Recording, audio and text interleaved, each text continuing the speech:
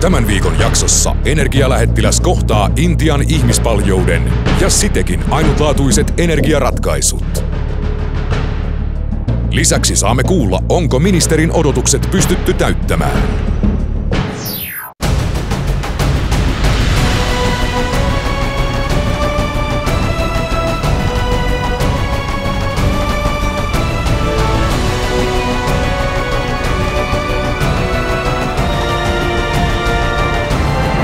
Tämä on Energialähettiläs 2013. Innovaatioiden jäljillä.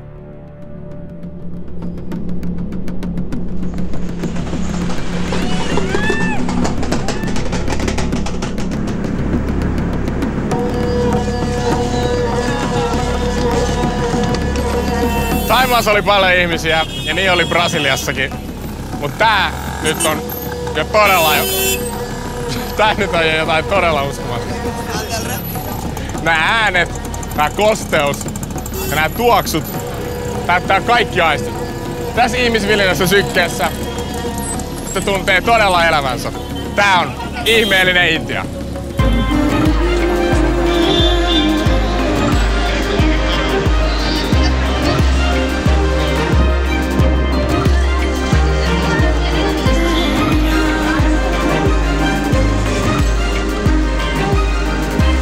Elämä Intiassa ei kuitenkaan aina ole pelkkää aistien juhlaa.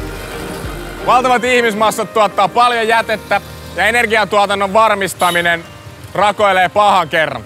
Onneksi kuitenkin sitekin kaltaisia yrityksiä, jotka ratkaisee nämä kaksi ongelmakärpästä yhdellä iskulla.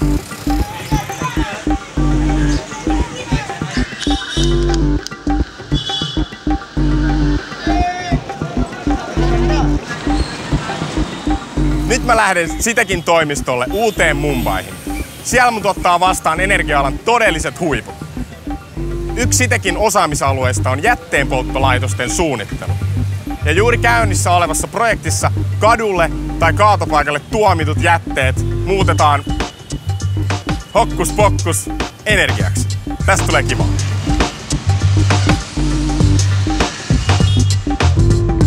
Sitek on noussut 10 vuodessa isoksi peluriksi energia-alalla ja heidän tärkeimpiä toimipisteitään löytyykin täältä Intiasta.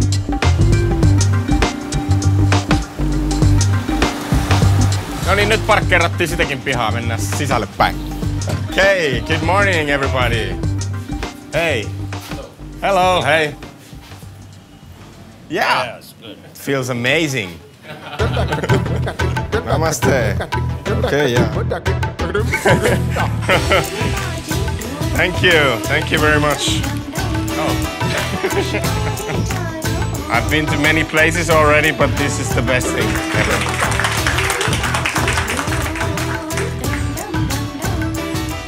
It's really good to be here. Yeah, as I said, I've been to many places, but yeah, they give me a handshake and you gave me already 10 different things. I don't even know what's hanging on me at the moment. It's great. Thank you so much. I'm really looking forward to the week and to, I don't know, to spend the week in Mumbai. It's going to be excellent. Päivän aikana kävi selväksi, kuinka Sitek on insinööritalona erikoistunut energia-alalle. He pystyvät suunnittelemaan alusta loppuun kaikenlaisia voimalaitoksia. Aurinkoa, fossiilisia polttoaineita, maalämpöä, biovoimaa tai vaikka jätteen polttovoimalaitoksia. Mä oon käynyt koko päivän läpi näitä Sitekin projekteja täällä toimistolla ja nyt sattui silmään jotain tosi tutun näköistä.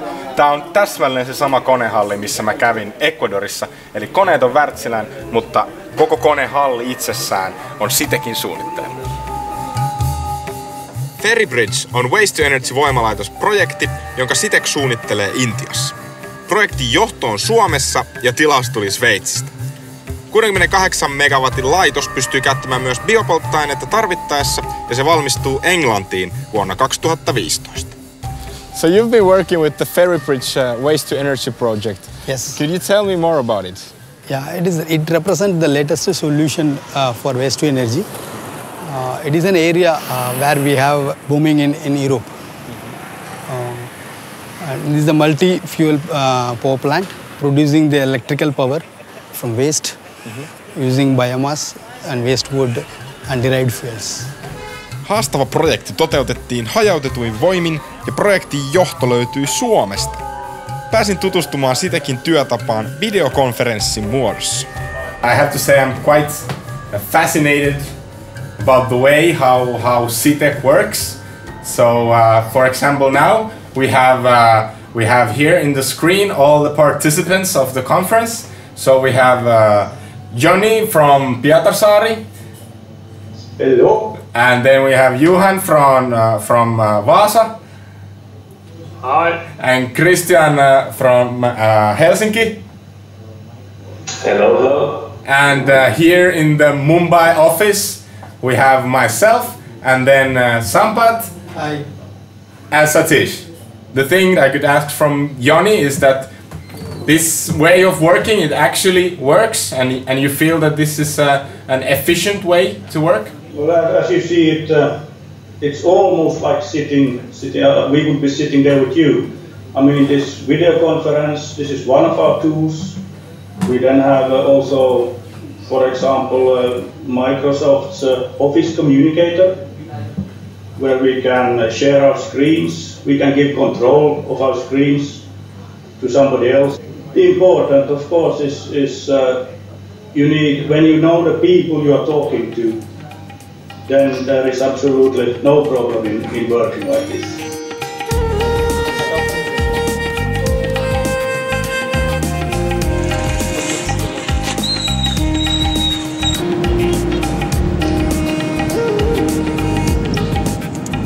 Huhhuh, nyt mä sain ihailla todellisia insinööritaidon helmiä. Voimalaitos suunnitellaan jokaista rakennetta, kaapelia, valaisinta myöten.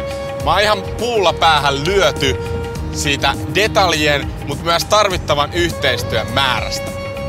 Nyt mä sain kuitenkin kutsun Citec Indian toimitusjohtajan farmille, perinteiselle intialaiselle illalliselle. Eli syödään istuen lattialla ja käsin, eli maassa maan tavalla. Ennen illallista kävin kuitenkin vielä tutustumassa Citecin tukemiin hyvän tekeväisyyskohteisiin.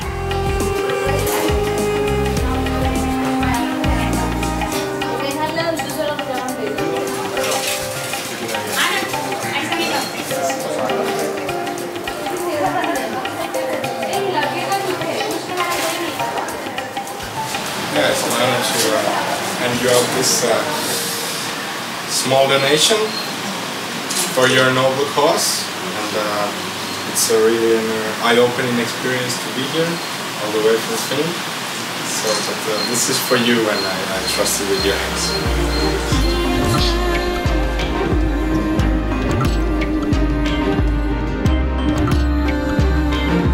Kutsu nauttimaan illallista perheen kotiin oli suuri kunnia.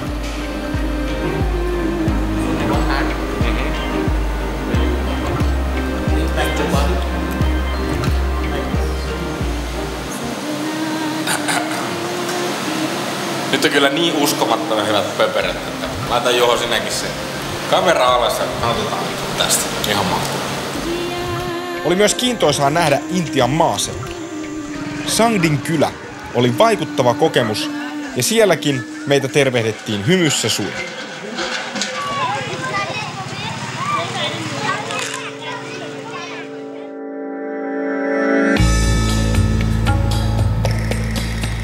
Tapasin Citecin toimitusjohtajan Martin Strandin joogatunnilla. Se oli yllättävän rankkaa, mutta hauskaa. Kun perustimme tämän yhtiön 2004 ja oli todella paljon tarvetta tehdä täältä päin Eurooppaan, niin silloin niin kun kehitettiin systemaattisesti ja koko organisaatio, että tapa toimia ja sitten, että porukkaa tuntee toisiaan todella hyvin, että ollaan samalla ystäviä, kun tehdään projekteja yhdessä. Kaikista paras ja tärkein asia tässä on niin kuin se toimiva yhteistyö. Moni firma lähtee ostamaan Intiasta ja on enemmän vaan kustannuspuolen niin kuin tavoitteena ja unohtaa, että se pitää todella toimia hyvin. Ja siinä on tehty paljon virheitä ja se on niin kuin se paras puoli tässä, että meillä on hyvin toimiva malli.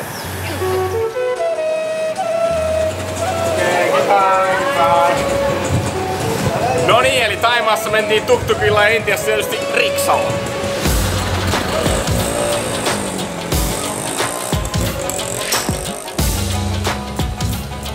Tää sitäkin viikko on kokonaisuudessaan ollut aivan mahtava. Mut semmonen Intia vaan on. Täällä supermukavat ihmiset tekee maailmasta parempaa paikkaa muuttamalla jätettä energiaksi. Ennen kuin mä lähden Shanghaihin Kiinaan, joka on mun seuraava kohde, mulla on vielä yksi tärkeä ihminen tavattava. Ministeri Stubb toivotti mulle hyvää matkaa ja onnea koitokseen jo ennen kuin mä edes lähdin. Ja nyt hän haluaa kuulla, että miten on hommat mennyt ja miten mun loppuraportti edistyy. Täytyy kyllä myöntää, että jännittää aivan törkeästi, mutta toisaalta on semmonen kutina, että kaikki menee varmaan ihan hyvin.